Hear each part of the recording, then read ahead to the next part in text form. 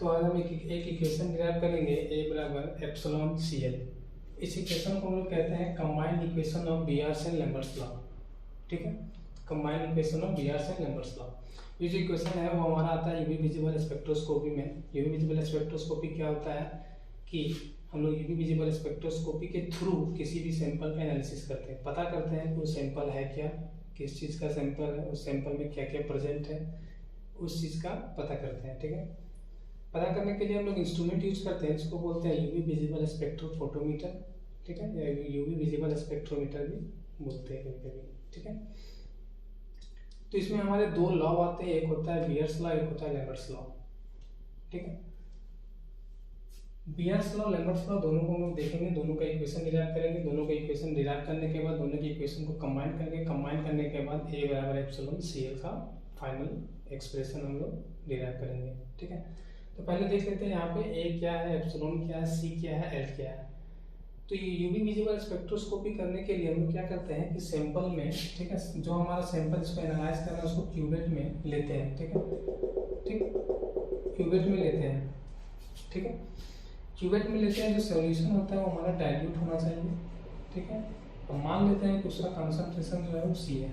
ठीक, ठीक है, अब एनालिसिस करने के लिए क्या करते हैं कि हम लोग मोनोक्रोमेटिक, ठीक है, इलेक्ट्रोमैग्नेटिक रेडिएशन इस सैंपल से पास कराते हैं। ठीक, सैंपल से पास कराते हैं। मान लीजिए कि जो इलेक्ट्रोमैग्नेटिक रेडिएशन या मोनोक्रोमेटिक रेडिएशन जो सैंपल से हम लोग पास करा रहे हैं उसका जो इंटेंसिटी है, ठीक है, इंटेंसिटी ऑफ इंसिडेंट रेडिएशन जो है वो I0 है। ठीक है, पास करने के बाद, ठीक है, जो उसका इंटेंसिटी ऑफ रेडिएशन, ठीक है, वो I रह गया। ठीक, तो ये इंटेंसिटी ऑफ ये जो मोनोक्रोमेटिक रेडिएशन है, ठीक है, वो कितना दूरी सैंपल का तय कर रहा है उसको कहते हैं लोग पाथ लेंथ।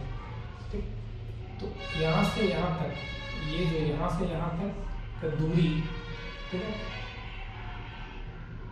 से पास हो रहा है ये मोनोक्रोमेटिक रेडिएशन, उसको बोलेंगे हम लोग पाथ लेंथ। ठीक है, पाथ लेंथ को x भी बोल सकते हैं, नहीं तो l भी बोल सकते हैं। ठीक, तो इसी तरह इसी क्वेश्चन को हम लोग ये भी लिख सकते हैं बराबर एप्सिलॉन CX। ठीक है, ठीक, तो लैम्बर्ट्स लॉ और बीयर्स लॉ। ठीक, तो बीयर्स लॉ का क्या कहना था कि जब हम मोनोक्रोमेटिक रेडिएशन को सैंपल से पास कराएंगे, ठीक है, तो उसके इंटेंसिटी में कुछ डिक्रीज आएगा। ठीक है, और वो जो डिक्रीज होगा वो डिपेंड करेगा इंटेंसिटी ऑफ, ठीक है, इंसिडेंट लाइट पे। ठीक है, तो कैसे लिखेंगे, कैसे इस क्या कहना था इनका, इसको देखते हैं। बीयर्स लॉ, बीयर्स लॉ का कहना था कि the rate of decrease in intensity of the radiation with respect to concentration, ठीक है, is directly proportional to intensity of incident light। ठीक, इसका मतलब ये था कि बीयर्स लॉ कहते थे कि जो हमारा, ठीक है, intensity of rate of decrease in intensity of light होगा वो डायरेक्टली प्रोपोर्शनल होगा किसके, intensity of incident light with respect to किसके, कॉन्सेंट्रेशन ऑफ द सैंपल के। ठीक है, अब क्योंकि हम लोग जानते हैं कि प्रोपोर्शनलिटी साइन जब हटाते हैं तो क्या आता है, प्रोपोर्शनलिटी कांस्टेंट आता है। तो minus DI/DC is equal to, मान लेते हैं प्रोपोर्शनलिटी कांस्टेंट क्या है, I0। ठीक है, अब एक जैसे को एक साइड ले जाएंगे तो DI/I बराबर माइनस को उधर ले जाते हैं, माइनस के हो जाएगा, इधर जाएगा तो क्या हो जाएगा, मल्टीप्लाई में DC। ठीक, अब इसको क्या करेंगे, इंटीग्रेट करेंगे। ठीक है, ठीक, अब इंटीग्रेट करेंगे तो इंटीग्रेट करने के लिए लिमिट लेना होगा। लिमिट कैसे लेंगे उसको ध्यान रखना है कि जो लोअर लिमिट यहाँ जो लेंगे इसको लोअर लिमिट बोलते हैं, इसको अपर लिमिट बोलते हैं। यहाँ जो लेंगे इसको लोअर लिमिट, इसको अपर लिमिट। तो लोअर लिमिट जो लेंगे I0, क्योंकि इनिशियल इंटेंसिटी क्या है, I0, फाइनल इंटेंसिटी क्या है, I। ठीक है, यहाँ पे क्या लेंगे, 0 से C। ठीक है, कॉन्सेंट्रेशन 0 से कॉन्सेंट्रेशन C बच रहा है। ठीक है, और जब इसको इंटीग्रेट करेंगे तो यहाँ पे एक फार्मूला लगेगा, क्या लगेगा, सो देखिए, सिंस, ठीक, जब हम integration of 1/x with respect to dx is equal to log x। ठीक, तो ये देखिए 1/i with respect to D I, तो इसको क्या लिख सकते हैं हम लोग, log i लिख सकते हैं ना, ठीक। तो क्या हो जाएगा 1/i, ठीक है, with respect to D I, integration of 1/i with respect to D I, ठीक है, is equal to log i, ठीक है। तो log i, अब लोअर लिमिट क्या है i नॉट, अपर लिमिट क्या है i, ठीक है, बराबर माइनस के, ठीक। यहाँ पे भी एक फार्मूला लगेगा, क्या फार्मूला लगेगा, सो देखिए कि integration of 1 into D X is equal to X, ठीक। तो यहाँ पे क्या है 1 इंटू डी सी है, ठीक। तो 1 इंटू डी सी है तो क्या हो जाएगा सी, 1 इंटू डी सी सी, 1 इंटू डी एक्स का एक्स हो गया, 1 इंटू डी सी है इसलिए सी हो जाएगा, ठीक है। अब लोअर लिमिट क्या है 0, अपर लिमिट क्या है सी, ठीक है, ठीक। अब यहाँ पे क्या करेंगे, लिमिट पुट करेंगे, ठीक।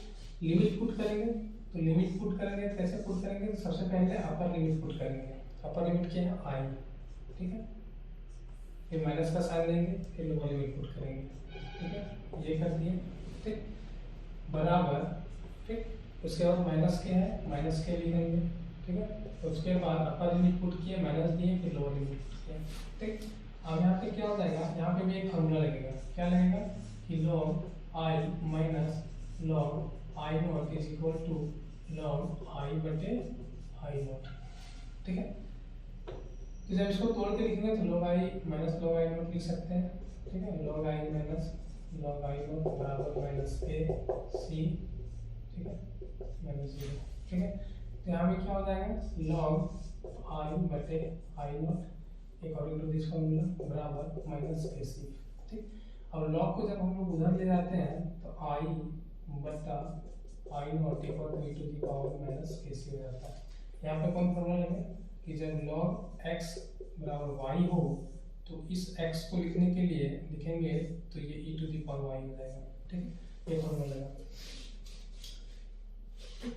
फॉर्मूला कैसे इसको देख लेते हैं पहले, क्या है कि मान लीजिए कि log ये x है, ठीक है, ये y है, ठीक।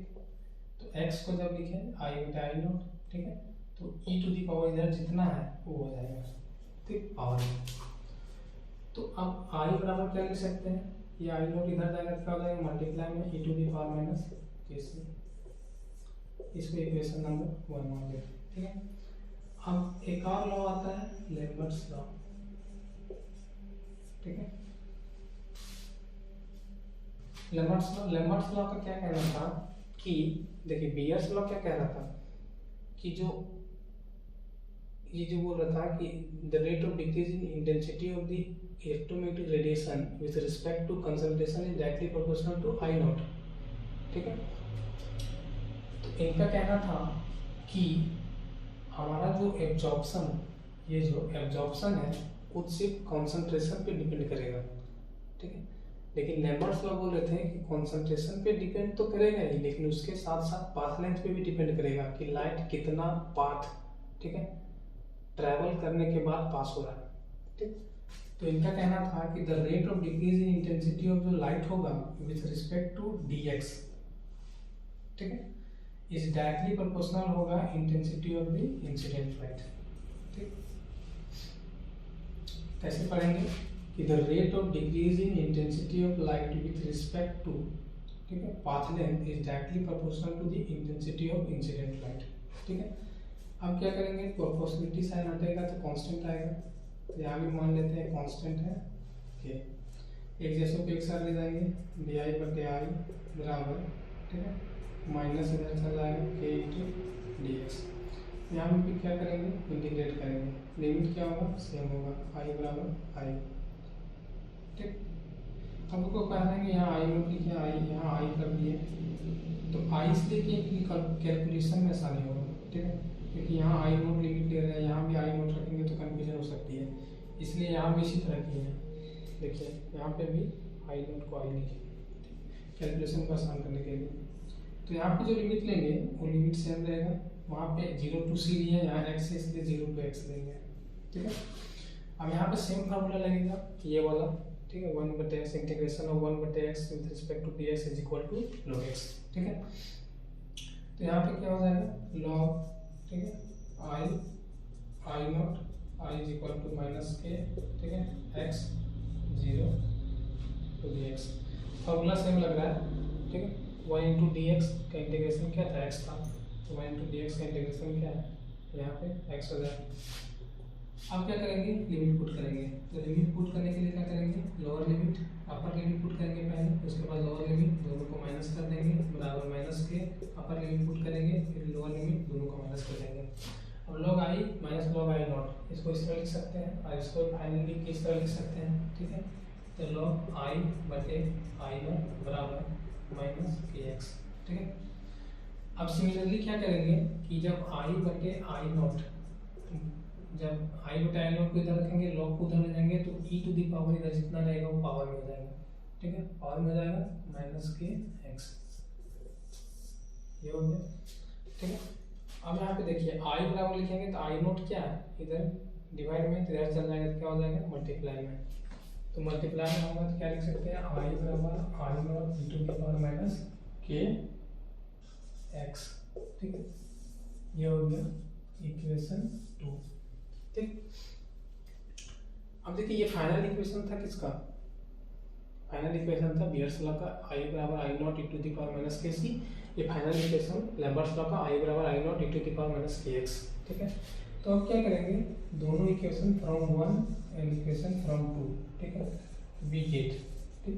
अब देखिए दोनों में, ठीक है, दोनों को यहाँ लिख देते हैं पहले, आई बराबर I not E to the power minus K C, ठीक है, ये हो गया एक इक्वेशन, ठीक है, और एक ये हो गया, ठीक। अब यहाँ पे क्या, आई यहाँ भी है, आई नोट यहाँ भी है, ई यहाँ भी है, माइनस के यहाँ भी, यहाँ सी है, यहाँ एक्स, ठीक है। तो कंबाइन करके कैसे लिखेंगे, आई बराबर I not E to the power minus K C x, इस तरह लिख सकते हैं, ठीक है, ये आ गया। तो ये तो कंबाइन इक्वेशन ऑफ बोथ, ठीक है।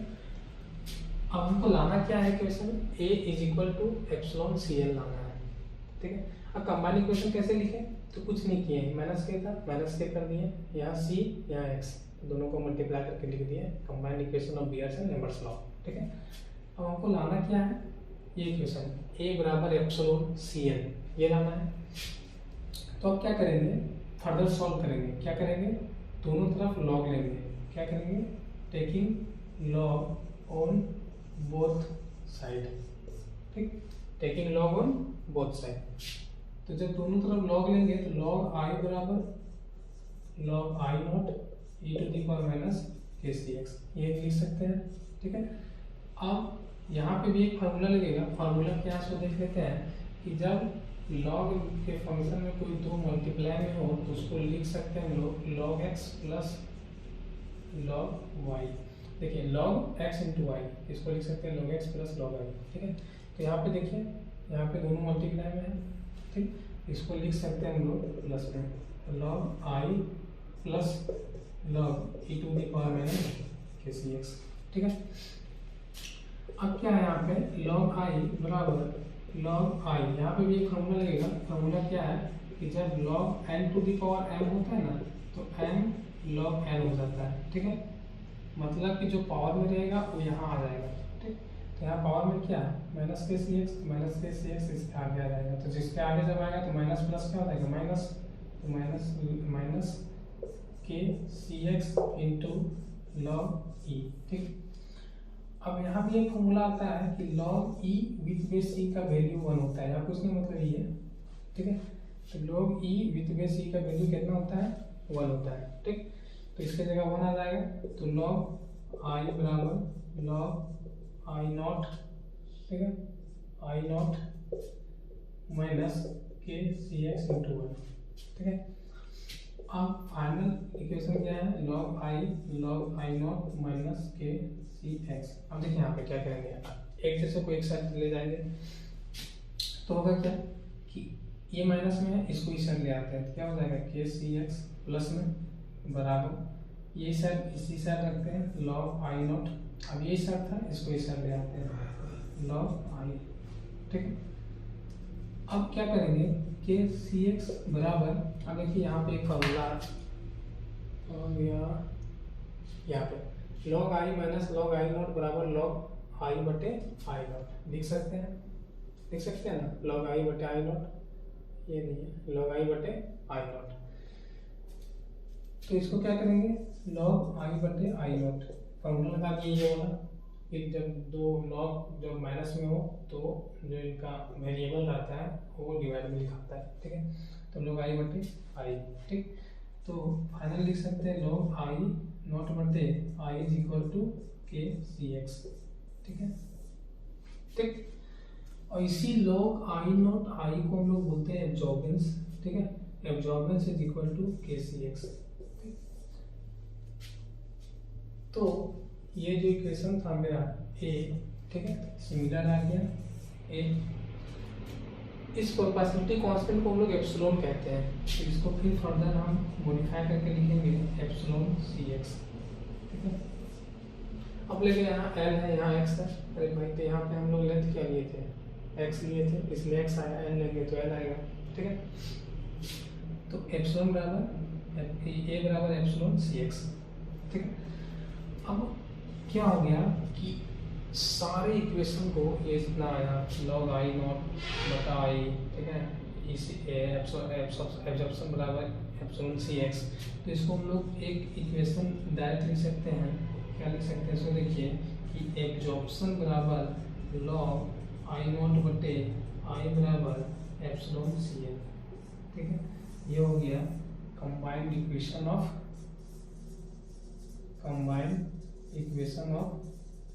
बीएस एंड लैम्बर्ट्स लॉ, ठीक है। यहाँ पे क्या है, ए बराबर एब्जॉर्प्शन है, आई नोट क्या है, इंटेंसिटी ऑफ इंसिडेंट लाइट है, आई क्या है, इंटेंसिटी ऑफ इमर्जेंट लाइट है, एप्सिलॉन क्या है, मॉलिक्यूलर एक्सटेंशन कोएफिशिएंट है, इसी को प्रोपोर्शनलिटी कांस्टेंट भी बोल सकते हैं, इसी को मोलर एब्जॉर्प्टिविटी भी कहते हैं, सी क्या है, concentration of the sample taken for the analysis purpose, L क्या है, पाथ लेंथ, कितना पाथ तय करने के बाद लाइट पास हो रहा है, ठीक है। तो ये हमारा है फाइनल इक्वेशन ऑफ, एक combined equation of Beer's and Lambert's law.